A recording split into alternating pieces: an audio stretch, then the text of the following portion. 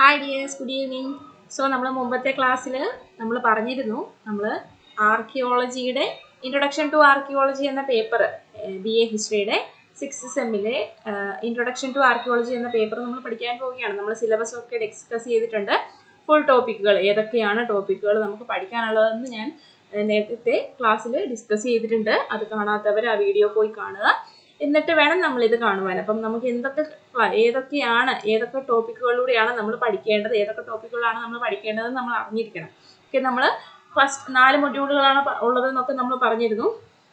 നമ്മുടെ ഈ 4 മൊഡ്യൂളുകളിലെ ഫസ്റ്റ് മൊഡ്യൂളിലെ 3 പാർട്ടായിട്ടാണ് നമ്മൾ തിരിക്കുന്നത്. അപ്പം നമ്മൾ കുറേശ്ശെയാണ് പഠിക്കുന്നത്. അപ്പം നിങ്ങൾ വിചാരിക്കും എക്സാം എടുക്കാറായി, അപ്പോഴാണ് ഈ ടീച്ചർ കുറേശ്ശെയായിട്ട് പഠിപ്പിക്കാൻ പോകുന്നത്. കുറേശ്ശെയായിട്ട് പഠിച്ചാലും നമ്മുടെ തലയിൽ ഇരിക്കുകയുള്ളൂ. അതുകൊണ്ടാണ്.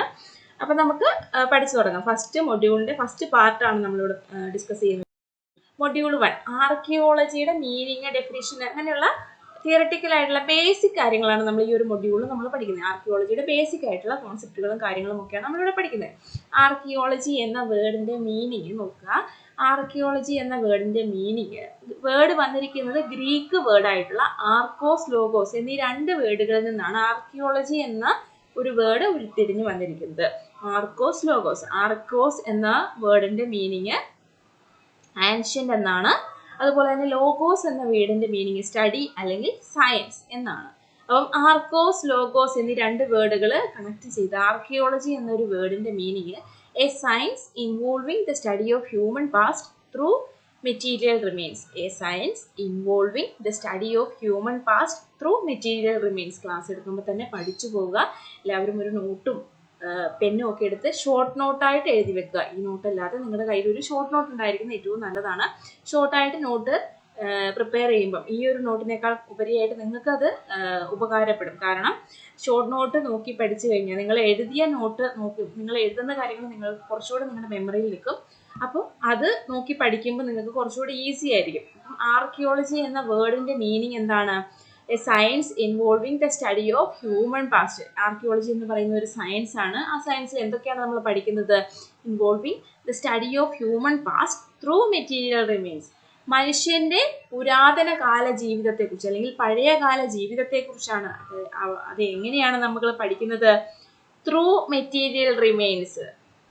ആ കാലഘട്ടത്തിൽ നിന്ന് ലഭ്യമാകുന്ന മെറ്റീരിയൽ റിമെയിൻസിൽ നിന്നാണ് നമ്മൾ മനുഷ്യന്റെ ഭൂതകാലത്തെക്കുറിച്ച് പഠിക്കുന്നതെന്നാണ് ആർക്കിയോളജിയുടെ മീനിങ് നമ്മൾ പറയുന്നത്.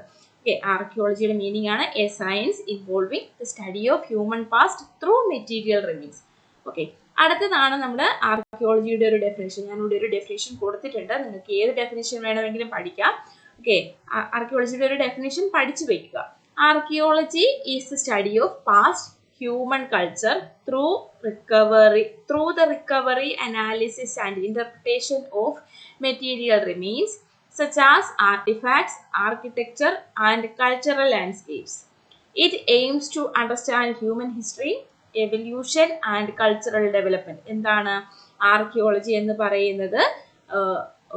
എന്തിനെ കുറിച്ചുള്ള പഠനമാണ്? പാസ്റ്റ് ഹ്യൂമൻ കൾച്ചറിനെ കുറിച്ചുള്ള ഒരു പഠനമാണ്.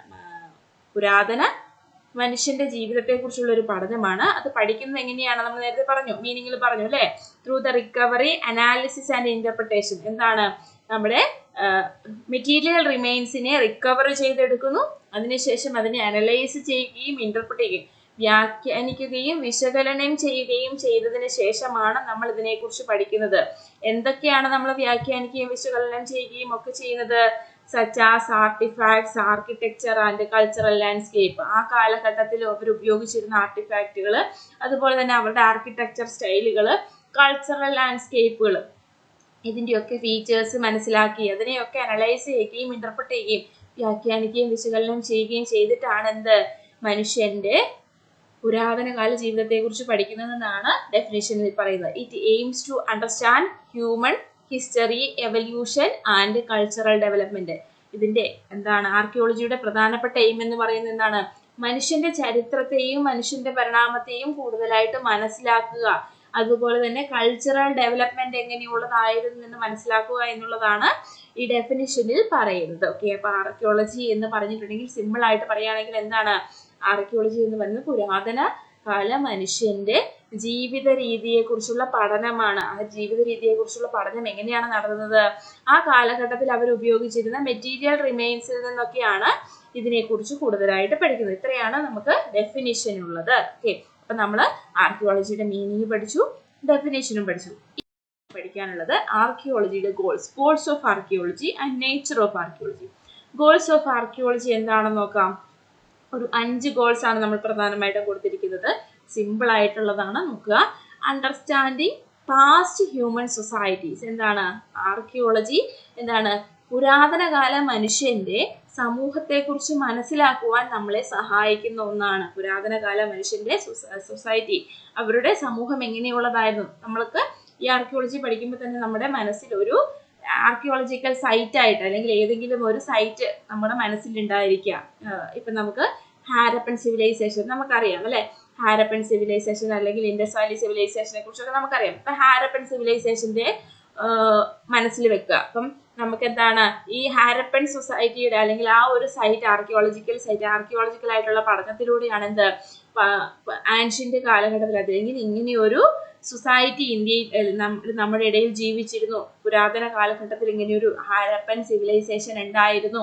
അവരുടെ ജീവിത രീതി എന്താണ്, അവരുടെ ഒക്യുപ്പേഷൻ എങ്ങനെയാണ്, അവർ എവിടെയാണ് ജീവിച്ചിരുന്നത് എന്നുള്ള കാര്യങ്ങളൊക്കെ നമുക്ക് ആർക്കിയോളജിയിൽ നിന്നാണ് വിവരങ്ങൾ ലഭിച്ചത് അല്ലെ. അപ്പം എന്താണ് പുരാതന കാല മനുഷ്യന്റെ സമൂഹത്തെക്കുറിച്ചും മനസ്സിലാക്കുവാൻ ആർക്കിയോളജി സഹായിക്കുന്നു. Second one, reconstructing historical events. Okay, Harappan സൊസൈറ്റിയെ കുറിച്ച് നമ്മൾ പറഞ്ഞു അല്ലെ. അങ്ങനെ മനസ്സിലാക്കിയ ആ ഒരു എവിഡൻസുകൾ വെച്ചിട്ട് ആ ഒരു ഹാരപ്പൻ സൊസൈറ്റി, ആ ഒരു ഹാരപ്പൻ സിവിലൈസേഷനെ വീണ്ടും റീകൺസ്ട്രക്ട് ചെയ്യുവാൻ സാധിക്കുന്നു. അവരുടെ റെക്കോർഡുകൾ വെച്ചിട്ട് ആ ഒരു ആർട്ടിഫാക്റ്റുകളുടെ എവിഡൻസുകളുടെ അടിസ്ഥാനത്തിൽ അവയെ എന്ത് ചെയ്യുന്നു, റീകൺസ്ട്രക്ട് ചെയ്ത് പാസ്റ്റ് ഹിസ്റ്ററി ഇങ്ങനെ ആയിരുന്നു എന്ന് റീകൺസ്ട്രക്ട് ചെയ്ത് എഴുതി വെക്കുവാൻ സാധിക്കുന്നു. Reconstructing historical events. Third point ആണ് അനലൈസിങ് ഹിസ്റ്റോറിക്കൽ ഇവന്റ്സ്. എന്താണ് ഹിസ്റ്റോറിക്കൽ ഇവന്റ്സിനെ അനലൈസ് ചെയ്യുവാൻ, വിശകലനം ചെയ്യുവാൻ സാധിക്കുന്നു. ഹിസ്റ്റോറിക്കൽ ആയിട്ട് നടന്നിട്ടുള്ള സംഭവങ്ങളെയൊക്കെ വിശകലനം ചെയ്യുവാൻ ആർക്കിയോളജി നമ്മളെ സഹായിക്കുന്നുണ്ട്. Then preserving cultural heritage. എന്താണ് സാംസ്കാരിക പാരമ്പര്യത്തെ കാത്തു സൂക്ഷിക്കുവാൻ നമ്മളെ സഹായിക്കുന്നുണ്ട് ആർക്കിയോളജി. നമ്മുടെ ഇന്ത്യയുടെ സംസ്കാരത്തിന്റെ ഒരു പൈതൃകത്തിന് ഒരു ഉദാഹരണമാണ് നമ്മുടെ ഇൻഡസ് വാലി സിവിലൈസേഷൻ എന്ന് പറയുന്നത് അല്ലെ. ബ്രിട്ടീഷുകാർ നമ്മുടെ ഇന്ത്യയിൽ വന്ന സമയത്ത് നമുക്കറിയാം, ബ്രിട്ടീഷുകാർ അവർ പറഞ്ഞിരുന്നത് എന്താണ്, നമ്മളെ ഡെവലപ്പ് ചെയ്യുവാൻ വേണ്ടിയാണ് അവർ വന്നിരിക്കുന്നത്. നമുക്ക് ഡെവലപ്മെന്റ് ഇല്ല, നമ്മളൊരു കൾച്ചർ ഇല്ലാത്ത ആൾക്കാരാണ്, അപ്പം നമ്മളെ കൾച്ചേർഡ് പീപ്പിൾ ആക്കുവാൻ വേണ്ടിയും നമ്മളൊരു ഡെവലപ്ഡ് കൺട്രി ആക്കുവാൻ വേണ്ടിയുമാണ് അവർ വന്നിരുന്നതെന്ന് നമ്മളോട് പറഞ്ഞു. അത് വിശ്വസിക്കുവാൻ തയ്യാറായില്ല ഇന്ത്യൻ നാഷണലിസ്റ്റുകൾ. അവരെന്താണ് പറഞ്ഞത്, നമ്മളിത് പഠിച്ചതാണ് അല്ലെ, India nation in the making എന്ന പേപ്പറിൽ നമ്മൾ പഠിച്ച കാര്യങ്ങളാണ്. ഓക്കെ, അപ്പം നാഷണലിസ്റ്റ് ഹിസ്റ്റോറിയൻസ് പറഞ്ഞു ഞങ്ങളെ ഡെവലപ്ഡ് ആക്കേണ്ട ആവശ്യമില്ല. കാരണം എന്താണ്, ഇന്ത്യൻസ് ഓൾറെഡി ഡെവലപ്ഡ് ആണ്. Indus valley civilization ancient period തൊട്ട് തന്നെ എന്താണ് ഇന്ത്യക്കാർ ഡെവലപ്ഡ് ആണ്. അതിനൊരു എക്സാമ്പിൾ ആയിട്ട് അവർ ഹാരപ്പൻ സിവിലൈസേഷൻ തന്നെ കാണിച്ചു കൊടുത്തു. Okay, so preserving cultural heritage, സാംസ്കാരിക പാരമ്പര്യത്തെ പ്രിസർവ് ചെയ്യുവാൻ, കാത്തു സൂക്ഷിക്കുവാൻ ആർക്കിയോളജി നമ്മളെ സഹായിക്കുന്നുണ്ട്. ദെൻ ലാസ്റ്റ് ഗോൾ എന്താണ്, ആർക്കിയോളജിയുടെ ലാസ്റ്റ് ഗോൾ ആണ് informing present day policy and decision making. എന്താണ് നമ്മുടെ present day policy and decision മേക്കിങ്ങിന് വിവരങ്ങൾ കൊടുക്കുന്നു. എന്താണ് പണ്ട് കാലത്തെ പോളിസികൾ ഇങ്ങനെയൊക്കെയുള്ളതായിരുന്നു, പ്രസന്റ് ഡേ പോളിസിയിൽ എന്തൊക്കെ മാറ്റങ്ങളാണ് വരുത്തേണ്ടത്, താരതമ്യം ചെയ്ത് പഠിക്കുവാനൊക്കെ ആർക്കിയോളജി നമ്മളെ സഹായിക്കുന്നുണ്ട്. ഇത്രയുമാണ് കോഴ്സ് ഓഫ് ആർക്കിയോളജി എന്ന് പറയുന്നത്. അടുത്തതാണ് നമുക്ക് പഠിക്കാനുള്ളത് nature of archaeology. Nature of ആർക്കിയോളജിയിൽ നമ്മൾ ഒരു 5 പോയിന്റ്സ് തന്നെയാണ് പഠിക്കാനുള്ളത്. Interdisciplinary field. First point ആണ് ഇന്റർ ഡിസിപ്ലിനറി ഫീൽഡ് എന്ന് വെച്ചിട്ടുണ്ടെങ്കിൽ എന്താണ്, it combines anthropology, history, sociology, geography and science. എന്താണ് ആർക്കിയോളജി എന്ന് പറയുന്ന ഒരു ഫീൽഡ് എന്താണ്, അതൊരു ഇന്റർ ഡിസിപ്ലിനറി ഫീൽഡാണ്. ആ ഒരു ഫീൽഡ് ആ ഒരു സബ്ജക്റ്റ് അല്ലെങ്കിൽ ഈ ആർക്കിയോളജി എന്ന് പറയുന്ന ഫീൽഡ് പല ഡിസിപ്ലിൻസ് കമ്പൈൻ ചെയ്തിട്ടുണ്ടായിരിക്കുന്നതാണ്, അല്ലെങ്കിൽ പല സബ്ജക്റ്റുകൾ കമ്പൈൻ ചെയ്തിട്ടാണ് ആർക്കിയോളജി. അല്ലെ ആർക്കിയോളജി എന്ന് പറയുന്ന ഒരു സബ്ജക്റ്റിനെ കുറിച്ച് മാത്രം, ഹിസ്റ്ററിയെ കുറിച്ച് മാത്രമുള്ള പഠനമല്ല. ഇതാണ് ആന്ത്രോപോളജി ഉണ്ട്, ഹിസ്റ്ററി ഉണ്ട്, സോഷ്യോളജി ഉണ്ട്, ജിയോഗ്രഫി ആൻഡ് സയൻസ്. ഈ സബ്ജക്റ്റുകളൊക്കെ കമ്പൈൻ ചെയ്തിട്ടാണ് ഒരു ഇന്റർ ഡിസിപ്ലിനറി ഫീൽഡ് ആയിട്ടാണ് ആർക്കിയോളജി വളർന്നു വന്നിരിക്കുന്നത്. Okay, second point scientific enquiry. എന്താണ് ആർക്കിയോളജി എന്താണ് ചെയ്യുന്നത്? ഒരു സയന്റിഫിക് എൻക്വയറി ആണ് നടത്തുന്നത്. സിസ്റ്റമാറ്റിക് ആയിട്ടുള്ള ഒരു സയന്റിഫിക് എൻക്വയറിയിലൂടെയാണ് ആർക്കിയോളജിക്കൽ മെത്തേഡ്സ് ഒക്കെ പോകുന്നത്. It uses systematic observation. Systematic ആയിട്ടുള്ള ഒബ്സർവേഷൻ മെത്തേഡ്സ് നമ്മൾ പഠിക്കും. ഡീറ്റെയിൽഡ് ആയിട്ട് സെക്കൻഡ് മൊഡ്യൂളിലേക്ക് പോകുമ്പോൾ നമ്മൾ ഡീറ്റെയിൽഡ് ആയിട്ട് പഠിക്കും. ഇറ്റ് യൂസസ് സിസ്റ്റമാറ്റിക് ഒബ്സർവേഷൻ, മെഷർമെന്റിന് നമുക്ക് സിസ്റ്റമാറ്റിക് ആയിട്ടുള്ള മെഷർമെന്റ് ടൂളുകളൊക്കെ ഉണ്ട്. ആൻഡ് എക്സ്പെരിമെന്റേഷനും സിസ്റ്റമാറ്റിക് ആയിട്ട് നടത്തുന്നു. ഓക്കെ, അപ്പൊ ആർക്കിയോളജി എന്ന് പറയുന്നത് എന്താണ്? ഒരു സയന്റിഫിക് എൻക്വയറി ആണ് എന്ന് പറയുന്നു. ദെൻ തേർഡ് പോയിന്റ് ആണ് ഹിസ്റ്റോറിക് റീകൺസ്ട്രക്ഷൻ. എന്താണ് ഹിസ്റ്റോറിക് റീകൺസ്ട്രക്ഷൻ എന്ന് പറഞ്ഞാൽ നമ്മൾ നേരത്തെ പറഞ്ഞു, ഹിസ്റ്ററിയെ എന്താണ് അല്ലെങ്കിൽ ചരിത്രപരമായ സംഭവങ്ങളെ റീകൺസ്ട്രക്ട് ചെയ്യുന്നുണ്ട്. Reconstructs past human societies and culture. എന്താണ് നമ്മുടെ മനുഷ്യന്റെ പുരാതന ജീവിതവും ജീവിത രീതികളും സൊസൈറ്റിയും സമൂഹത്തെയും അവരുടെ കൾച്ചറിനെയും ഒക്കെ എന്താണ് റീകൺസ്ട്രക്ട് ചെയ്യുവാൻ ആർക്കിയോളജി ഉത്തരവാദിയാണ്, അല്ലെങ്കിൽ ആർക്കിയോളജി സഹായിക്കുന്നുണ്ട്. ആർക്കിയോളജിയുടെ തേർഡ് നേച്ചർ ആണത്. Fourth point material culture analysis. എന്താണ് എന്തിലൂടെയാണ് ആർക്കിയോളജി പഠിക്കുന്നത്? ആ ഒരു കാലഘട്ടത്തിൽ ഉപയോഗിച്ചിരുന്ന മെറ്റീരിയൽ കൾച്ചറിനെ അനലൈസ് ചെയ്തിട്ട് ആ ഒരു കാലഘട്ടത്തിൽ മനുഷ്യൻ ഉപയോഗിച്ചതോ നിർമ്മിച്ചതോ ആയിട്ടുള്ള വസ്തുവകകൾ, ആ ആർട്ടിഫാക്റ്റുകളും മെറ്റീരിയൽസും ഒക്കെ നോക്കുന്നു. Examines artefacts, architecture and cultural landscapes. എന്താണ് ആ കാലഘട്ടത്തിൽ അവർ ഉപയോഗിച്ചിരുന്ന ആർട്ടിഫാക്റ്റുകളെ എക്സാമിൻ ചെയ്യുന്നു, ആർക്കിടെക്ചർ എക്സാമിൻ ചെയ്ത് നോക്കുന്നു. ആൻഡ് കൾച്ചറൽ ലാൻഡ്സ്കേപ്പുകളൊക്കെ പരിശോധിച്ചതിന് ശേഷമാണ്, അനലൈസ് ചെയ്തതിന് ശേഷമാണ് ആർക്കിയോളജി പഠിക്കുന്നത്. ഫിഫ്ത്ത് പോയിന്റ് ആണ് കൾച്ചറൽ ഹെറിറ്റേജ് പ്രിസർവേഷൻ. നമ്മൾ ഗോൾസിൽ പറഞ്ഞ സെയിം പോയിന്റ് തന്നെയാണ്. എന്താണ് സാംസ്കാരിക പാരമ്പര്യത്തെ എന്ത് ചെയ്യുന്നു? പ്രിസർവ് ചെയ്യുന്നു. ഓക്കെ, അപ്പം എന്താണ് കൺസേർവ്സ് ആൻഡ് പ്രൊട്ടക്ട്സ് കൾച്ചറൽ റിസോഴ്സസ്. സാംസ്കാരികപരമായ പാരമ്പര്യത്തെ കാത്തു സൂക്ഷിക്കുകയും അത് അടുത്ത തലമുറയ്ക്ക്, നെക്സ്റ്റ് ജനറേഷന് വേണ്ടിയിട്ട് അതിനെ പ്രിസർവ് ചെയ്ത് വെക്കുകയും ആർക്കിയോളജിയിലൂടെ ചെയ്യുന്നുണ്ട്. ഓക്കെ, അപ്പൊ ഇത്രയുമാണ് നമുക്ക് നേച്ചർ ഓഫ് ആർക്കിയോളജിയിൽ പഠിക്കാനുള്ളത്. ഓക്കെ, അപ്പൊ നമ്മൾ ഇത്രയും നേരം കൊണ്ട് നമ്മൾ എന്തൊക്കെ കാര്യങ്ങൾ പറഞ്ഞു? ആർക്കിയോളജിയുടെ മീനിങ് പറഞ്ഞു, ഡെഫിനിഷൻ പറഞ്ഞു, ഗോൾസ് ഓഫ് ആർക്കിയോളജി പറഞ്ഞു, അതിന്റെ നേച്ചർ ഓഫ് ആർക്കിയോളജി പറഞ്ഞു. ഇത് നമുക്ക് കേട്ട് കഴിയുമ്പോൾ നമുക്ക് മനസ്സിലാകും ഇതെല്ലാം ഇന്റർ കണക്റ്റഡ് ആണ്. അപ്പോൾ ഗോൾസ് ഓഫ് ആർക്കിയോളജിയിൽ കൊടുത്തിരിക്കുന്ന സെയിം പോയിന്റ് തന്നെ എന്താണ് നേച്ചർ ഓഫ് ആർക്കിയോളജിയിലും കൊടുത്തിട്ടുണ്ട്. അപ്പം നിങ്ങളിത് മനസ്സിലാക്കി പഠിക്കുകയാണെങ്കിൽ നിങ്ങൾക്ക് ഏത് ക്വസ്റ്റ്യൻ ചോദിച്ചാലും അതിന് ആൻസർ ചെയ്യുവാൻ സാധിക്കും. കാണാതെ പഠിച്ചു വെക്കരുത്, മനസ്സിലാക്കി തന്നെ പഠിച്ചു പോവുക. ഓക്കെ, അപ്പൊ നമുക്ക് ആൻസർ ചെയ്യുന്നതിന് ഒരു ബുദ്ധിമുട്ടുണ്ടാവില്ല. നിങ്ങൾ കാണാതെ പഠിച്ച് ബൈഹാർട്ട് ചെയ്തിട്ടുണ്ടെങ്കിൽ എന്താണ് കുഴപ്പം വരിക എന്ന് ചോദിച്ചിട്ടുണ്ടെങ്കിൽ ഒരു പോയിന്റ് വിട്ടുപോയിട്ടുണ്ടെങ്കിൽ പിന്നെ നമുക്ക് അടുത്ത പോയിന്റ് കിട്ടില്ല. അതുകൊണ്ട് മനസ്സിലാക്കി തന്നെ പഠിച്ചു പോവുക. ഓക്കെ, നെക്സ്റ്റ് നമുക്ക് പഠിക്കാനുള്ളത് സ്കോപ്പ് ഓഫ് ആർക്കിയോളജിയാണ്. സ്കോപ്പ് ഓഫ് ആർക്കിയോളജിയിൽ ഒരു 4 പോയിന്റ് ആണ് നമുക്ക് പഠിക്കുന്നത്. The scope of archaeology is very broad. ആർക്കിയോളജിയുടെ സ്കോപ്പ് എന്ന് പറയുന്നത് എന്താണ്? വളരെ ബ്രോഡ് ആയിട്ടുള്ള ഒരു കോൺസെപ്റ്റ് ആണ്. It has various field of study. ഇതിലെന്താണ് പല ഫീൽഡ് ഓഫ് സ്റ്റഡികൾ, പല തരത്തിലുള്ള പഠനങ്ങൾ നടത്തുന്നുണ്ട് ആർക്കിയോളജിയിൽ. Like archives, museology, numismatics, epigraphy, art, architecture, iconography. Archives എന്താണെന്ന് നമ്മൾ സെക്കൻഡ് ഇയറിൽ നമ്മുടെ ഒരു പേപ്പറിൽ നമ്മൾ പഠിച്ചിട്ടുള്ളതാണ്. റിസർച്ചിങ് ദ പാസ്റ്റ് എന്ന് പറയുന്ന പേപ്പറിൽ നമ്മൾ സെക്കൻഡ് മൊഡ്യൂളിൽ പഠിച്ചതാണ്. എന്താണ് ആർച്ചീവ്സ് എന്ന് പറയുന്നത്? എന്താണ് ആർച്ചീവ്സ് എന്ന് പറയുന്നത്? ഓർക്കുന്നുണ്ടോ ആരെങ്കിലും? ആർച്ചീവ്സ് എന്ന് പറഞ്ഞിട്ടുണ്ടെങ്കിൽ എന്താണ്? നമ്മുടെ ലിഖിതങ്ങളും ഒക്കെ സൂക്ഷിക്കുന്ന കേന്ദ്രത്തിന് പറയുന്ന പേരാണ് ആർച്ചീവ്സ് എന്ന് പറയുന്നത്. ഓക്കെ, ദെൻ മ്യൂസിയോളജി അറിയാം നമുക്ക്. മ്യൂസിയോളജി നമ്മൾ പഠിച്ചതാണ്. പ്രൈവറ്റ് മ്യൂസിയംസ്, പബ്ലിക് മ്യൂസിയംസ് ഒക്കെ നമ്മൾ പഠിച്ചതാണ്. മ്യൂസിയോളജിയെ കുറിച്ചുള്ള പഠനമുണ്ട്. അതുപോലെ തന്നെ ന്യൂമിസ്മാറ്റിക്സും എപ്പിഗ്രാഫിയും ഒക്കെ നമ്മൾ പഠിച്ചതാണ്. ന്യൂമിസ്മാറ്റിക്സ് എന്താണ്? കോയിൻസിനെ കുറിച്ചുള്ള പഠനമാണ്. എപ്പിഗ്രാഫി അറിയാം. ദെൻ ആർട്ട്, ആർക്കിടെക്ചർ, ഐക്കോണോഗ്രാഫി ഇതൊക്കെ എന്താണ് ഉൾക്കൊള്ളുന്നതാണ് എന്ത്? ആർക്കിയോളജി എന്ന് പറയുന്നത്. ഓക്കെ, ആർക്കിയോളജിയിൽ ഈ ഫീൽഡുകളുടെ ഒക്കെ പഠനം നടത്തുന്നുണ്ട്. Then archaeologist carry out various task like initial field work, exploration, salvage excavation of sites and their categorization. എന്താണ് ആർക്കിയോളജിസ്റ്റ് എന്തൊക്കെ? ഒരു ആർക്കിയോളജിസ്റ്റിന്റെ പഠനം എന്ന് പറഞ്ഞിട്ടുണ്ടെങ്കിൽ, ആർക്കിയോളജിസ്റ്റിന്റെ ഡ്യൂട്ടി എന്ന് പറഞ്ഞിട്ടുണ്ടെങ്കിൽ ചെറിയൊരു ഡ്യൂട്ടി അല്ല. പല തരത്തിലുള്ള ഡ്യൂട്ടീസ് ഉണ്ട്. ആർക്കിയോളജിസ്റ്റിന്റെ ഡ്യൂട്ടീസിനെ പലതരത്തിൽ എന്താണ് ഡിവൈഡ് ചെയ്ത് കാറ്റഗറൈസ് ചെയ്ത് വെച്ചിട്ടുണ്ടെങ്കിൽ അതിൽ എക്സാമ്പിൾ ഉണ്ട്.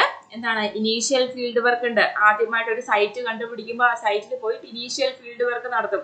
എന്തൊക്കെ ഏത് ലൊക്കേഷനിലാണ് അതുള്ളത്. ഇത് ഇനീഷ്യൽ ഫീൽഡ് വർക്കിനെ കുറിച്ചൊക്കെ നമുക്ക് പഠിക്കുവാനുണ്ട് ഭാവിയിൽ. അല്ല, ഈ ഒരു പേപ്പറിൽ തന്നെ ഡീറ്റെയിൽഡ് ആയിട്ട് നമ്മൾ പഠിക്കുന്നുണ്ട്. ഓക്കെ, അപ്പം ആർക്കിയോളജിസ്റ്റ് വേരിയസ് ടാസ്കുകൾ, പല ടാസ്കുകൾ ചെയ്യുന്നുണ്ട്. ഇനീഷ്യൽ ഫീൽഡ് വർക്ക്, അതുപോലെ തന്നെ എക്സ്പ്ലോറേഷൻ, അവിടെ പോയി പഠിക്കുന്നു അല്ലെങ്കിൽ അവിടെ പോയി അന്വേഷിക്കുന്നു. Then salvage excavation and sites and their categorization, ആ സൈറ്റുകളെ കുറിച്ചും ദെൻ അതിനെ കാറ്റഗറൈസ് ചെയ്യുകയും ഒക്കെ ചെയ്യുക എന്നുള്ളതാണ് എന്ത് ആർക്കിയോളജിസ്റ്റിന്റെ ടാസ്കുകൾ എന്ന് പറയുന്നത്. Archaeology study all physical traces encountered through excavations and explorations as movable and immovable objects and also tangible and intangible evidences. എന്താണ് ആർക്കിയോളജി എന്ത് ചെയ്യുന്നുണ്ട്? ആ ഒരു ആർക്കിയോളജിക്കൽ സൈറ്റ്, ഇപ്പൊ നമ്മുടെ ഹാരപ്പൻ സൈറ്റ് ആണ് എങ്കിൽ ഹാരപ്പയിൽ നിന്ന് കണ്ടെടുത്തിട്ടുള്ള എല്ലാ എവിഡൻസുകളെയും അല്ലെങ്കിൽ അവിടെ നിന്ന് കണ്ടെടുത്തിട്ടുള്ള എല്ലാ മെറ്റീരിയൽ റിമെയിൻസിനെ കുറിച്ചും അവിടെ പഠനം നടത്തുന്നുണ്ട്. എക്സ്കവേഷനിലൂടെയും എക്സ്പ്ലോറേഷനിലൂടെയും കണ്ടെത്തിയിട്ടുള്ള മൂവബിൾ ആയിട്ടുള്ളതും ചലനാത്മകമായിട്ടുള്ളതും ചലനാത്മകമല്ലാത്തതുമായിട്ടുള്ളതും അതുപോലെ തന്നെ ടാഞ്ചിബിളും ഇൻടാഞ്ചിബിളും, എന്താണ് തൊടുവാൻ സാധിക്കുന്നതും തൊടാൻ പറ്റാത്തതുമായിട്ടുള്ള എവിഡൻസുകളെ കുറിച്ചൊക്കെ എന്താണ് എല്ലാ ഫിസിക്കൽ ട്രേസുകളെ കുറിച്ചും എന്ത് പഠനം നടത്തുന്നു? ആർക്കിയോളജി പഠനം നടത്തുന്നുണ്ട്. Then archaeologists follow certain specific methods and body of theories to get a comprehensive picture of the material and non-material life of the people. എന്താണ് സ്പെസിഫിക് മെത്തേഡ്സ് ഫോളോ ചെയ്തിട്ടാണ് ആർക്കിയോളജിസ്റ്റുകൾ എന്താണ് ഈ മെറ്റീരിയൽസിനെ കുറിച്ചും നോൺ മെറ്റീരിയൽസ് ലൈഫ്, ഈ ആ കാലഘട്ടത്തിൽ ജീവിച്ചിരുന്ന മനുഷ്യന്മാരുടെ കോംപ്രഹെൻസീവ് ആയിട്ടുള്ള മെറ്റീരിയൽ അവരുടെ ലൈഫിനെ കുറിച്ചുള്ള തിയറി ഉണ്ടാക്കി എടുക്കുന്ന എന്താണ് സെർട്ടൈൻ ആയിട്ടുള്ള സ്പെസിഫിക് മെത്തേഡ്സിനെ ഫോളോ ചെയ്തുകൊണ്ടാണ് ആർക്കിയോളജിസ്റ്റുകൾ എന്താണ് ആ കാലഘട്ടത്തിലെ മനുഷ്യരുടെ ജീവിത രീതിയെ കുറിച്ച് മനസ്സിലാക്കുന്നത് എന്നാണ് പറയുന്നത്. ഇത്രയുമാണ് നമുക്ക് സ്കോപ്പ് ഓഫ് ആർക്കിയോളജിയിൽ പഠിക്കുവാൻ. ദെൻ അടുത്തത് പറയുമ്പോൾ ആർക്കിയോളജി നെക്സ്റ്റ് ഇമ്പോർട്ടൻറ്റ് ടോപ്പിക് ആണ് archaeology as a science. Archaeology ഒരു സയൻസ് എന്ന രീതിയിൽ എന്തൊക്കെ ചെയ്യുന്നുണ്ട്? ആർക്കിയോളജി സയൻസ് എന്ന രീതിയിൽ എന്തൊക്കെ ചെയ്യുന്നുണ്ട്? സയന്റിഫിക് ആയിട്ടുള്ള മെത്തേഡ്സ് ഏതൊക്കെയാണ്? സയന്റിഫിക് പ്രിൻസിപ്പിൾസ് ഏതൊക്കെയാണ്? ടെക്നിക്സ് ഏതൊക്കെയാണ്? അതുപോലെ തന്നെ ആർക്കിയോളജിയിലൂടെ സയൻസിന് എന്തൊക്കെ കോൺട്രിബ്യൂഷൻസ് ലഭിക്കുന്നുണ്ട് എന്നുള്ള കാര്യങ്ങളാണ് ഈ ആർക്കിയോളജി ആസ് എ സയൻസിൽ നമുക്ക് പഠിക്കാനുള്ളത്.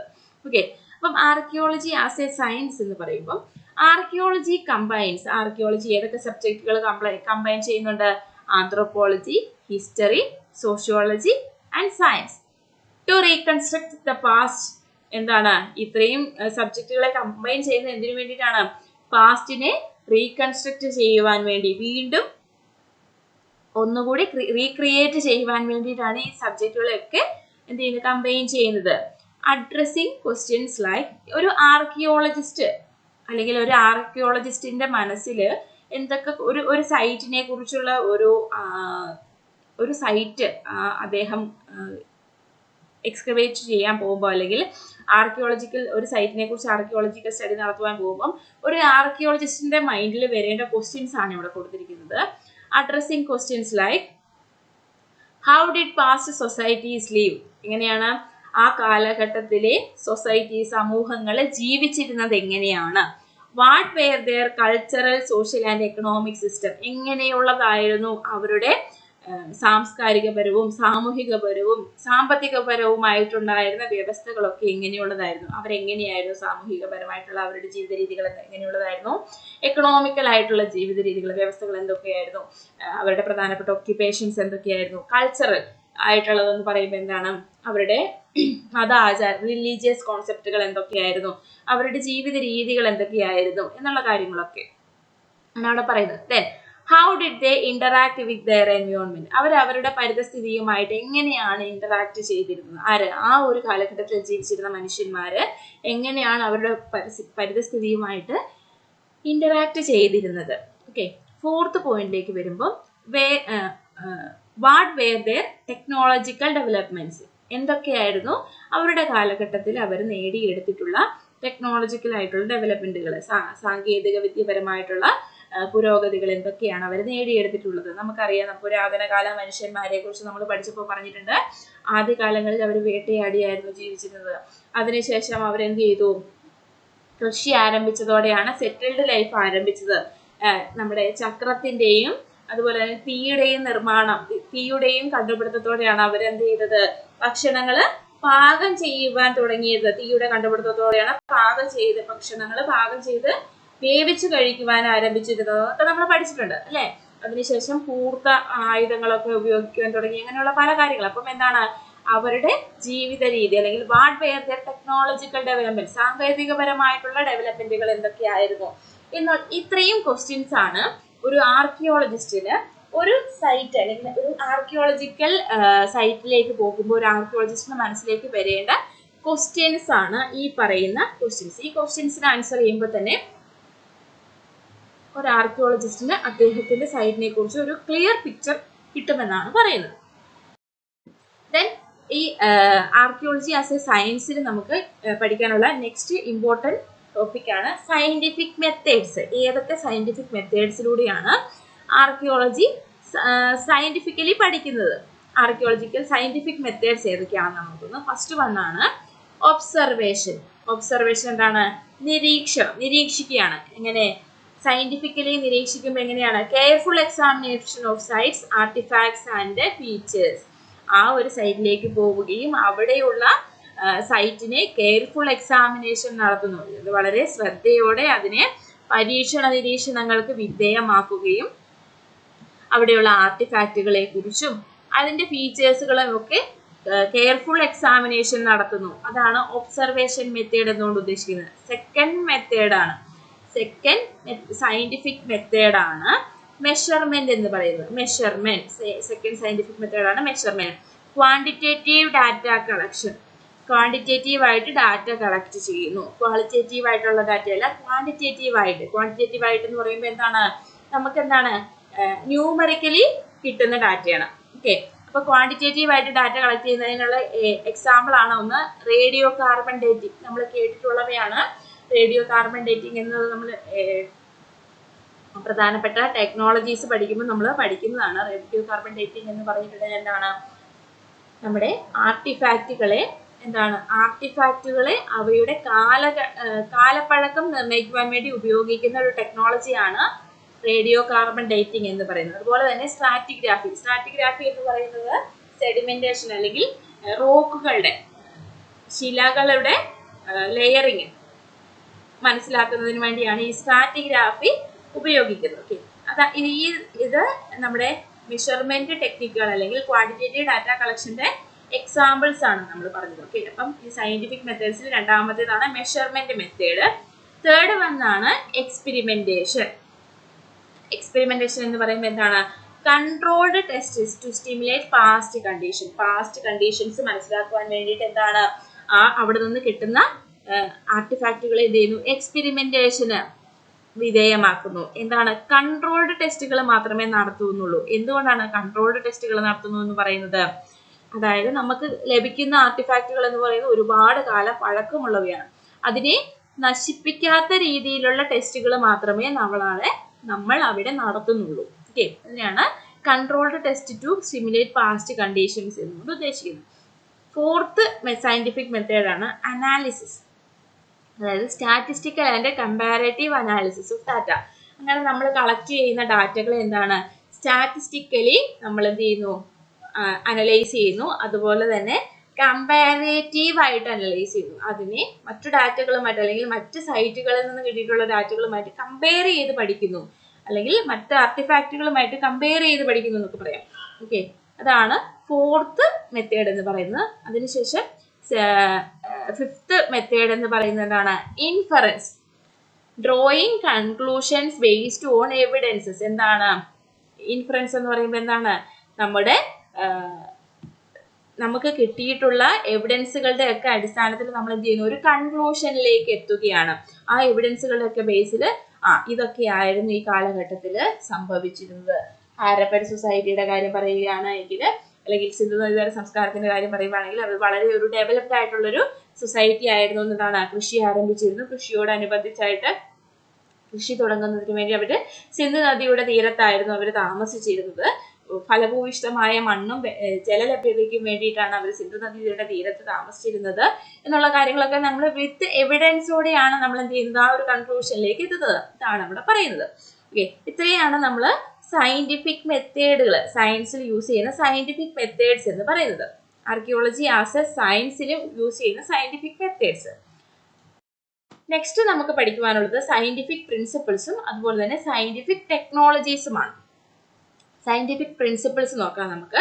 ഫസ്റ്റ് പ്രിൻസിപ്പിൾ എന്ന് പറയുന്നത് മെറ്റീരിയലിസം ആണ്. എന്താണ്, സയന്റിഫിക്കലി ആർക്കിയോളജിനെ പഠിക്കുമ്പോൾ നമ്മൾ മെയിൻ ആയിട്ട് എന്താണ്, മെറ്റീരിയൽസിനെ ഫോക്കസ് ചെയ്തിട്ടാണ് അവിടെ പഠിക്കുന്നത്. Focus on material culture as evidence of past human behaviour. പുരാതന കാല മനുഷ്യന്റെ ബിഹേവിയർ മനസ്സിലാക്കുവാൻ അല്ലെങ്കിൽ സമൂഹത്തിന്റെ ജീവിത രീതി മനസ്സിലാക്കുവാൻ വേണ്ടി നമ്മൾ മെയിൻ ആയിട്ട് ഫോക്കസ് ചെയ്യുന്ന എന്തിനെയാണ്, അവരുടെ ജീവിതത്തിൽ അവർ ഉപയോഗിച്ചിരുന്ന മെറ്റീരിയൽസിനെ ഫോക്കസ് ചെയ്തിട്ടുണ്ട്. ആ എവിഡൻസുകളെ ബേസ് ചെയ്തിട്ടാണ് നമ്മൾ എന്ത് ചെയ്യുന്നത്, അതിനെക്കുറിച്ച് പഠിക്കുന്നത്. ഓക്കെ, സെക്കൻഡ് പോയിന്റ് ആണ് കൾച്ചറൽ റിലേറ്റീവിസം. കൾച്ചറൽ റിലേറ്റീവിസം എന്ന് പറയുമ്പോൾ എന്താണ്, understanding past culture within their own context. എന്താണ്, ഏത് രീതിയിലാണോ നമുക്കൊരു കോണ്ടെക്സ്റ്റ് അല്ലെങ്കിൽ നമുക്ക് ഒരു ആർട്ടിഫാക്റ്റ് കിട്ടുന്നത്, ആ കിട്ടുന്ന ആർട്ടിഫാക്റ്റിനെ അതിനേത്തെ ആ ഒരു കോണ്ടെക്സ്റ്റിൽ വെച്ച് തന്നെ, ഇപ്പം നമ്മൾ ആർട്ടിഫാക്റ്റ് പോട്ടെ, അവരുടെ ഒരു റിലീജിയസ് കോൺസെപ്റ്റ് അല്ലെങ്കിൽ അവരുടെ ഒരു സോഷ്യൽ സ്ട്രക്ചർ ഏത് രീതിയിലാണോ അവരുടെ ജീവിത രീതി എന്താണോ അതിൻ്റെതായ കോണ്ടെക്സ്റ്റിൽ വെച്ച് തന്നെ നമ്മൾ പഠിക്കുന്നു. വേറെ ഒന്നുമായിട്ട് കമ്പയർ ചെയ്യുന്നില്ല, അതിന്റെ ഒറിജിനൽ കോണ്ടെക്സ്റ്റിൽ വെച്ച് തന്നെ നമ്മൾ പഠിക്കുകയാണ്. അതിനെയാണ് കൾച്ചറൽ റിലേറ്റീവിസം എന്നുകൊണ്ട് ഉദ്ദേശിക്കുന്നത്. ദെൻ കോണ്ടെക്സ്റ്റലിസം എന്ന് പറഞ്ഞിട്ടുണ്ട് എന്താണ്, considering artefacts in their original context. Okay, അത് ഇവിടെയാണ് പറയുന്നത്. എന്താണ്, ആ ആർട്ടിഫാക്റ്റുകളെ, ആ കാലഘട്ടത്തിൽ നിന്ന് ലഭിച്ചിട്ടുള്ള ആർട്ടിഫാക്റ്റുകളെ അതിന്റെ സ്പെസിഫിക് ഫീച്ചേഴ്സിന്റെ ബേസ് ചെയ്തുകൊണ്ട് മാത്രം പഠിക്കുന്നു, അല്ലെങ്കിൽ ആ ഫീച്ചേഴ്സിനെ മനസ്സിലാക്കി മാത്രം പഠിക്കുന്നു. വേറെ ഒന്നുമായിട്ട് കമ്പയർ ചെയ്യാനൊന്നും ഇവിടെ പോകുന്നില്ല. ആ ഒരു ആർട്ടിഫാക്റ്റ്, ഇപ്പം നമ്മളൊരു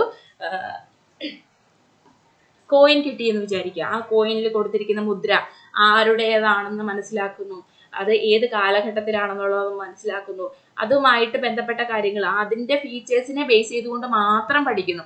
ഇതിനെയാണ് കോണ്ടെക്സ്റ്റുവലിസം എന്ന് പറയുന്നത്. അടുത്ത് പ്രൊസസ്വലിസം. എന്താണ്, focusing on processes and mechanism shaping past societies.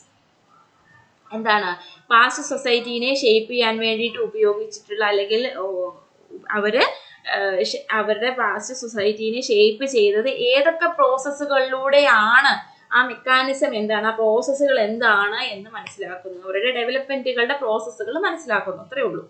Then post processualism. എന്താണ് പോസ്റ്റ് പ്രൊസസ്വലിസം എന്ന് പറഞ്ഞിട്ടുള്ളത്, considering multiple perspectives and power dynamics. ആ ഒരു കാലഘട്ടത്തെക്കുറിച്ച് പഠിച്ചവരുടെ അഭിപ്രായങ്ങൾ അല്ലെങ്കിൽ ആർക്കിയോളജിസ്റ്റുകളുടെ തന്നെ സെയിം ടോപ്പിക്കുകൾ പഠിച്ചതിൽ പലരുടെ പേഴ്സ്പെക്റ്റീവിൽ നിന്നുകൊണ്ട് അതിനെ പഠിച്ചവരുണ്ട്. അപ്പം ഓരോരുത്തരുടെയും അഭിപ്രായം വ്യത്യസ്തമായിരിക്കും. അപ്പം എല്ലാ ആർക്കിയോളജിസ്റ്റുകളുടെയും മൾട്ടിപ്പിൾ പെർസ്പെക്റ്റീവ്സിന്റെ ബേസിൽ അതിനെ കൺസിഡർ ചെയ്തുകൊണ്ട് പഠിക്കുന്നത്. ഇതിനാണ് പോസ്റ്റ് പ്രൊസസ്വലിസം എന്നുകൊണ്ട് ഉദ്ദേശിക്കുന്നത്. ഇതാണ് പ്രധാനപ്പെട്ട സയന്റിഫിക് പ്രിൻസിപ്പിൾസ്. നമ്മൾ 5 സയന്റിഫിക് പ്രിൻസിപ്പിൾസ് ആണ് പഠിച്ചത്. Materialism, cultural relativism, contextualism and processualism and post processualism. Okay, next പറയുന്നത് സയന്റിഫിക് ടെക്നിക്സ് ആണ്. ഇതിന് ഈ പറയുന്ന സയന്റിഫിക് മെത്തേഡിലൂടെ ആർക്കിയോളജിയെ പഠിക്കുവാൻ വേണ്ടി നമ്മൾ ഉപയോഗിക്കുന്ന സയന്റിഫിക് ടെക്നിക്സ്. സയന്റിഫിക്കലി ആർക്കിയോളജിനെ പഠിക്കാൻ വേണ്ടിയിട്ട് അല്ലെങ്കിൽ സയൻസിനെ ബേസ് ചെയ്തുകൊണ്ട് ആർക്കിയോളജിയെ പഠിക്കുവാൻ വേണ്ടിയിട്ട് നമ്മൾ ഉപയോഗിക്കുന്ന സയന്റിഫിക് ടെക്നിക്കുകളാണ്. ഒന്ന്, radio carbon dating. Radio carbon dating എന്തിനാണ് ഉപയോഗിക്കുന്നത്, ഞാൻ നേരത്തെ തന്നെ പറഞ്ഞു. എന്താണ്, determining age of organic materials. എന്താണ്, ഓർഗാനിക് മെറ്റീരിയൽസ് അല്ലെങ്കിൽ ആർട്ടിഫാക്റ്റുകളുടെ ഏജ് ഡിറ്റർമൈൻ ചെയ്യുന്നതിന് വേണ്ടി അല്ലെങ്കിൽ കാലപ്പഴക്കം നിർണ്ണയിക്കുന്നതിന് വേണ്ടിയിട്ട് ഉപയോഗിക്കുന്നതാണ് റേഡിയോ കാർബൺ ഡേറ്റിംഗ് എന്ന് പറയുന്നത്. സെക്കൻഡ് വൺ ആണ് സ്ട്രാറ്റിഗ്രാഫി. നേരത്തെ പറഞ്ഞതാണ്. സ്ട്രാറ്റിഗ്രാഫി എന്ന് പറയുന്നത് എന്താണ്, അനലൈസിങ് ലെയറിംഗ് ആൻഡ് സെഡിമെന്റേഷൻ. ഒരു ശില അല്ലെങ്കിൽ ഒരു സെഡിമെന്റ് അല്ലെങ്കിൽ ഒരു ശിലയുടെ എന്താണ് ലെയറിങ് എങ്ങനെയുള്ളതാണ്, ലെയറിങ് മനസ്സിലാക്കുന്നതിന് വേണ്ടിയിട്ടാണ് സ്ട്രാറ്റിഗ്രാഫി പഠിക്കുന്നത് അല്ലെങ്കിൽ സ്ട്രാറ്റിഗ്രാഫി ടെക്നിക്ക് ഉപയോഗിക്കുന്നത്. പോട്ടറി അനാലിസിസ് തേർഡ് ടെക്നിക്കാണ് pottery analysis, studying ceramic technology and trade. എന്താണ് പോട്ടറി നമുക്കറിയാം അല്ലേ, മൺപാത്രങ്ങൾ. ഈ മൺപാത്രങ്ങളുടെ ടെക്നോളജി എന്താണ് അല്ലെങ്കിൽ സെറാമിക് ടെക്നോളജി എന്താണ്, എങ്ങനെയായിരുന്നു അതിന്റെ ട്രേഡ് നടത്തിയത് എന്നുള്ളതിനെ അനലൈസ് ചെയ്യുന്ന ടെക്നിക്കാണ് പോട്ടറി അനാലിസിസ് എന്നുകൊണ്ട് ഉദ്ദേശിക്കുന്നത്. അടുത്തതാണ് ഐസോടോപ്പിക് അനാലിസിസ്. ഐസോടോപ്പിക് അനാലിസിസ് എന്ന് പറയുമ്പോൾ എന്താണ്, examine stable isotopes in human remains. Human റിമെയിൻസിലുള്ള ഐസോടോപ്പുകളെ എക്സാമിൻ ചെയ്ത് പഠിക്കുന്നതിനാണ് ഐസോടോപ്പിക് അനാലിസിസ് എന്നുകൊണ്ട് ഉദ്ദേശിക്കുന്നത്. ഹ്യൂമൻ റിമെയിൻസിലെ ഐസോടോപ്പുകളെ എക്സാമിൻ ചെയ്യുന്നു, സ്റ്റേബിൾ ആയിട്ടുള്ള ഐസോടോപ്പുകളെ എക്സാമിൻ ചെയ്ത് പഠിക്കുന്നു. ദെൻ അടുത്തതാണ് ഫിഫ്ത്ത് സയന്റിഫിക് ടെക്നിക്കാണ് ജിയോഗ്രഫിക്കൽ സർവേ. ജിയോഗ്രഫിക്കൽ സർവേ എന്ന് പറയുമ്പോൾ എന്താണ്, non invasive exploration of subsurface features. Subsurface ഫീച്ചേഴ്സുകളായിട്ടുള്ള ജിയോഗ്രഫിക്കൽ സർവേ നടത്തുന്നതിനാണ് നോൺ ഇൻവസീവ് ആയിട്ടുള്ള, അതായത് നമുക്ക് നേരിട്ട് കാണാൻ പറ്റാത്തത്, അതായത് ക്ലൈമറ്റ് പരമായിട്ടുള്ളത്, കാലാവസ്ഥാ വ്യതിയാനങ്ങൾ, ഇങ്ങനെയുള്ള കാര്യങ്ങളൊന്നും നമുക്ക് നേരിട്ട് കാണുവാൻ സാധിക്കത്തില്ല. ഓക്കെ, അതിനെ ജിയോഗ്രാഫിക്കൽ സർവേ ഉപയോഗിച്ചുകൊണ്ട് പഠിക്കുന്നു, സബ് സർഫേസ് ഫീച്ചേഴ്സിനെ മനസ്സിലാക്കുവാൻ വേണ്ടി. എന്താണ് സർഫേസ് സർവേ, എന്താണ് സബ് സർഫേസ് സർവേ എന്നുള്ള കാര്യങ്ങളൊക്കെ നമ്മൾ ഡീറ്റെയിൽ ആയിട്ട് പഠിക്കുന്നുണ്ട് കേട്ടോ. ഓക്കെ, അപ്പൊ ഇത്രയുമാണ് സയന്റിഫിക് ടെക്നിക്സ് ഉള്ളത്. സയന്റിഫിക് പ്രിൻസിപ്പിൾസ് പറഞ്ഞു, സയന്റിഫിക് ടെക്നിക്സ് പറഞ്ഞു. ഓക്കെ, അടുത്തതാണ് contributions. Next topic science, archaeology as a science എന്ന ടോപ്പിക്കിൽ നെക്സ്റ്റ് സബ് ഹെഡിങ് ആണ് കോൺട്രിബ്യൂഷൻസ് ടു സയൻസ്. ആർക്കിയോളജി നമ്മുടെ സയൻസിന് എന്തൊക്കെ കോൺട്രിബ്യൂഷൻസ് കൊടുക്കുന്നുണ്ട്. Archaeology contribute significantly to our understanding of human history, culture and society. Archaeology എന്ത് ചെയ്യുന്നുണ്ട്, മനുഷ്യന്റെ ചരിത്രത്തിനും കൾച്ചറിനും സൊസൈറ്റിക്കും വേണ്ടി ഒരുപാട് കോൺട്രിബ്യൂഷൻസ് കൊടുക്കുന്നുണ്ട്. അതുപോലെ തന്നെ സയൻസിനും ഒരുപാട് കോൺട്രിബ്യൂഷൻസ് കൊടുക്കുന്നുണ്ട്. എന്താണ്, helps to understand human evolution. എന്താണ്, മനുഷ്യന്റെ പരിണാമത്തെ കുറിച്ച് മനസ്സിലാക്കുവാൻ വേണ്ടിയിട്ട് നമ്മുടെ ആർക്കിയോളജി സയൻസിനെ സഹായിക്കുന്നുണ്ട്. Insight into human migration, adaptation and development. എന്താണ്, മനുഷ്യന്റെ മൈഗ്രേഷൻ, എങ്ങനെയായിരുന്നു ഒരു മൈഗ്രേഷൻ നടത്തിയിരുന്നത് മനുഷ്യൻ, അഡാപ്റ്റേഷൻ, മനുഷ്യന്റെ ജീവിത രീതികൾ അവർ എന്തൊക്കെ അഡാപ്റ്റ് ചെയ്തെടുത്തു, എങ്ങനെയാണ് അവർ അഡാപ്റ്റേഷൻ സ്വീകരിച്ചത്, അവരുടെ ഡെവലപ്മെന്റൽ പ്രോസസ്സുകൾ എങ്ങനെയുള്ളതായിരുന്നു എന്നൊക്കെ മനസ്സിലാക്കുവാൻ സഹായിക്കുന്നു. സെക്കൻഡ് കോൺട്രിബ്യൂഷൻ ആണ് കൾച്ചറൽ ഹെറിറ്റേജ് പ്രിസർവേഷൻ. നമ്മൾ നേരത്തെ പറഞ്ഞിരുന്നു, conserving and protecting cultural resources. Cultural resources conserve ചെയ്യുവാനും പ്രൊട്ടക്ട് ചെയ്യുവാനും സഹായിക്കുന്നുണ്ട്. ഹിസ്റ്റോറിക്കൽ റീകൺസ്ട്രക്ഷൻ, ചരിത്രത്തെ പാസ്റ്റ് സൊസൈറ്റീസിലെ നടന്നിട്ടുള്ള ഈവൻസിനെയൊക്കെ റീകൺസ്ട്രക്ട് ചെയ്യുവാൻ വേണ്ടി സഹായിക്കുന്നുണ്ട്, സയൻസിനെ സഹായിക്കുന്നു. ആര്, ആർക്കിയോളജി. എൻവയോൺമെന്റൽ സ്റ്റഡീസ്. എന്താണ് എൻവയോൺമെന്റൽ സ്റ്റഡീസ് എന്ന് പറഞ്ഞിട്ടുണ്ടെങ്കിൽ, എൻവയോൺമെന്റൽ സ്റ്റഡീസിന്റെ മലയാളം വേർഡ് ഓർക്കുന്നുണ്ടാവുമല്ലോ അല്ലെ. നമ്മൾ 4 വരെ എന്താണ് സയൻസിന് പകരം എൻവയോൺമെന്റൽ സ്റ്റഡീസ് എന്നായിരുന്നു പഠിച്ചിരുന്നത് അല്ലെ. എൻവയോൺമെന്റൽ സ്റ്റഡീസിന് എന്താണ് കോൺട്രിബ്യൂട്ട് ചെയ്യുന്നത്, investigates human impacts on environment. എന്താണ്, പരിസ്ഥിതി പഠനം കേട്ടിട്ടില്ലേ, പരിസ്ഥിതി പഠനം. ഓക്കെ, പരിസ്ഥിതിക്ക് എന്തെല്ലാം ഇമ്പാക്റ്റ് ആണ് മനുഷ്യൻ കൊണ്ടുവന്നിട്ടുള്ളത് നമ്മൾ പഠിച്ചിട്ടുണ്ട്. വേട്ടയാടി ജീവിച്ചിരുന്ന മനുഷ്യൻ പിന്നീട് കൃഷി ആരംഭിച്ചു, കൃഷിയുടെ ആരംഭത്തോടെയാണ് സെറ്റിൽഡ് ലൈഫ് ആരംഭിച്ചത് എന്നുള്ള കാര്യങ്ങളൊക്കെ പഠിച്ചിട്ടുണ്ട് അല്ലേ. അപ്പം എൻവയോൺമെന്റൽ സ്റ്റഡീസിന് കൊടുക്കുന്നത് എന്താണ്, investigates human impact on environment. എന്താണ്, മനുഷ്യന്റെ ഇമ്പാക്ട്, എൻവയോൺമെന്റിൽ വരുത്തിയിട്ടുള്ള മാറ്റങ്ങൾ എന്തെല്ലാമാണ്, മനുഷ്യൻ എന്തെല്ലാം മാറ്റങ്ങൾ വരുത്തിയിട്ടുണ്ടെന്നുള്ളത് ആർക്കിയോളജിയിലൂടെ നമുക്ക് മനസ്സിലാക്കുന്ന കാര്യങ്ങളാണ്. അടുത്ത പോയിന്റ് ആണ്, അടുത്ത കോൺട്രിബ്യൂഷൻ ആണ് സോഷ്യൽ ആൻഡ് എക്കണോമിക് അനാലിസിസ്. എന്താണ്, examine past social structure and economic systems. എന്താണ്, എക്സാമിൻ പാസ്റ്റ് സോഷ്യൽ സ്ട്രക്ചർ, മനുഷ്യന്റെ പുരാതന സാമൂഹിക സ്ട്രക്ചറിനെ എക്സാമിൻ ചെയ്യാനും മനസ്സിലാക്കുവാനും അതുപോലെ തന്നെ എക്കണോമിക് സിസ്റ്റംസ്, സാമ്പത്തിക വ്യവസ്ഥ മനസ്സിലാക്കുവാനും സഹായിക്കുന്നുണ്ട്. എന്ത്, സയൻസിനെ ആര് സഹായിക്കുന്നു, ആർക്കിയോളജി സഹായിക്കുന്നുണ്ട്. ഇത്രയുമാണ് നമുക്ക് കോൺട്രിബ്യൂഷൻസ് ടു സയൻസ് എന്നുള്ള ടോപ്പിക്കിൽ പഠിക്കാനുള്ളത്. ഓക്കെ, അപ്പൊ നമ്മൾ എന്താണ് മീനിങ്, ഇത്രയും നേരം കൊണ്ട് നമ്മൾ എന്തെല്ലാം കാര്യങ്ങൾ പഠിച്ചു. ഫസ്റ്റ് മൊഡ്യൂളിന്റെ ഒരു ഹാഫ് പോർഷനോളം നമ്മൾ ഒരു 1/3 പോർഷനോളം നമ്മൾ തീർത്തിട്ടുണ്ട്. ഫസ്റ്റ് നമ്മൾ മീനിങ് പഠിച്ചു, ആർക്കിയോളജിയുടെ മീനിങ്, ഡെഫിനിഷൻ. അതിനുശേഷം എന്താണ് നമ്മൾ പഠിച്ചത്? ആർക്കിയോളജിയുടെ ഗോൾ ഓഫ് ആർക്കിയോളജി, പിന്നെന്താ nature of archaeology, scope of archaeology.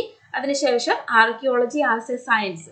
Archaeology as a സയൻസിൽ നമ്മൾ എന്താണ് ആർക്കിയോളജി സയൻസിന് കൊടുത്തിരിക്കുന്ന പ്രിൻസിപ്പിൾസ് പഠിച്ചു, സയന്റിഫിക് മെത്തേഡ്സ് പഠിച്ചു, ദെൻ സയന്റിഫിക് ടെക്നിക്സ് പഠിച്ചു. അതിനുശേഷം കോൺട്രിബ്യൂഷൻസ് ടു സയൻസും പഠിച്ചു. ദെൻ അടുത്ത ടോപ്പിക് എന്ന് പറയുന്നത് archaeology as A social science ആണ്. അത് നമ്മൾ നെക്സ്റ്റ് പാർട്ടിൽ പഠിക്കും.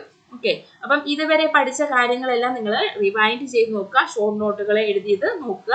മനസ്സിലാകാത്തവർ വീണ്ടും റിപ്പീറ്റ് ചെയ്ത് കേൾക്കുക, പഠിക്കുക. നല്ലോണം തറവായിട്ട് തന്നെ പഠിക്കുക. ഒരിക്കലും കാണാതെ പഠിക്കരുത്, മനസ്സിലാക്കി പഠിക്കുക. ദെൻ നിങ്ങളുടെ ഷോർട്ട് നോട്ടുകളിലൂടെ വീണ്ടും നിങ്ങൾ ഈ ടോപ്പിക്ക് കേൾക്കുമ്പോൾ അല്ലെങ്കിൽ വീഡിയോ കാണുന്ന സമയത്ത്, ക്ലാസ് കേൾക്കുന്ന സമയത്ത് നിങ്ങളുടെ ഷോർട്ട് നോട്ടുകളിലൂടെ പോവുക. നിങ്ങൾ വോയിസ് കേട്ടിട്ട് ഷോർട്ട് നോട്ടുകൾ വായിച്ചു നോക്കുക. അപ്പം നിങ്ങൾക്ക് കൂടുതൽ മനസ്സിലാവും. ഓക്കെ, അപ്പം നമ്മൾ നെക്സ്റ്റ് പാർട്ട് അടുത്ത ക്ലാസ്സിൽ നമ്മൾ നെക്സ്റ്റ് പാർട്ട് ഈ ചാപ്റ്ററിന്റെ നെക്സ്റ്റ് പാർട്ട് നമ്മൾ കേൾക്കും. ഓക്കെ, പഠിക്കുക. എല്ലാവരും കൃത്യമായിട്ട് തന്നെ പഠിക്കുക. വലിയ ബുദ്ധിമുട്ടുള്ള കാര്യമാണെന്ന് നോക്കണ്ട. 1-2 ക്ലാസ് കേൾക്കുമ്പോഴേക്കും നിങ്ങൾക്ക് ക്ലിയർ ആയിട്ട് കിട്ടും. ഓക്കെ, അപ്പം എല്ലാവരും കൃത്യമായിട്ട് പഠിക്കുക. Okay, thank you.